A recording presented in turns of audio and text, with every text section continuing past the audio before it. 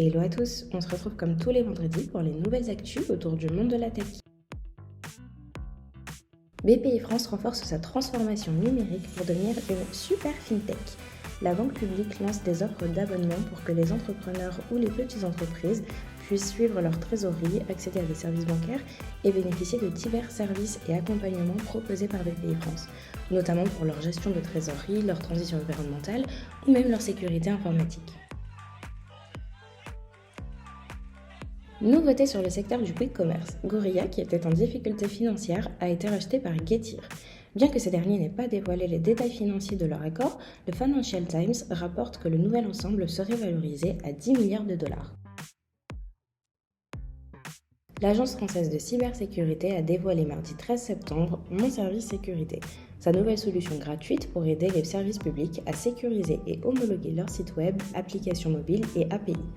Développé par le laboratoire d'innovation de l'agence, il permettra d'améliorer la cybersécurité des services publics en ligne grâce à une liste personnalisée de mesures de sécurité à mettre en œuvre, un indicateur pour évaluer leur niveau de sécurité et une homologation clé en main. Malgré les idées reçues, le numérique représenterait environ 2,5% de l'empreinte carbone en France, soit 17 millions de tonnes de CO2. L'Arcom s'est donc penché sur le sujet et plus particulièrement sur les acteurs du streaming. En collaboration avec l'ARCEP et l'ADEME, elle a lancé une grande consultation publique préalable à la publication d'une recommandation visant à informer les usagers de services audiovisuels de la consommation d'énergie et d'équivalent d'émissions de gaz à effet de serre liées à la consommation de données sur ces services. Actuellement en phase de test, ChatGPT, le chatbot basé sur l'intelligence artificielle développé par OpenAI, est devenu viral en dépassant le million d'utilisateurs en seulement une semaine.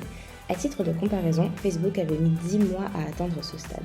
Néanmoins, ce chatbot impressionnant qui défraie la chronique depuis quelques jours commence à recevoir des critiques.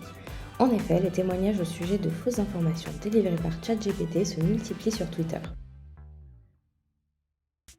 Et on poursuit notre vendredi avec les nominations de la semaine. Guillaume Rosier rejoint l'Élysée en tant que conseiller data. Il prendra ses fonctions en janvier et intégrera l'équipe communication et stratégie. Benoît Boupard est nommé directeur produit, marketing et médias de Solocal. Il pilotera toute la gamme des produits du groupe ainsi que les médias. Cette semaine, les startups de la French Tech ont levé 147 millions d'euros. La première place revient à United qui a levé 60 millions d'euros pour sa plateforme de crédit instantané destinée aux particuliers. En seconde position, nous retrouvons K-Labs, une entreprise de conception et fabrication de solutions dans le domaine de la photonique, qui a levé 26 millions d'euros. Et c'est déjà fini pour notre vendredi, mais on se retrouve la semaine prochaine pour de toutes nouvelles actus autour du monde de la tech.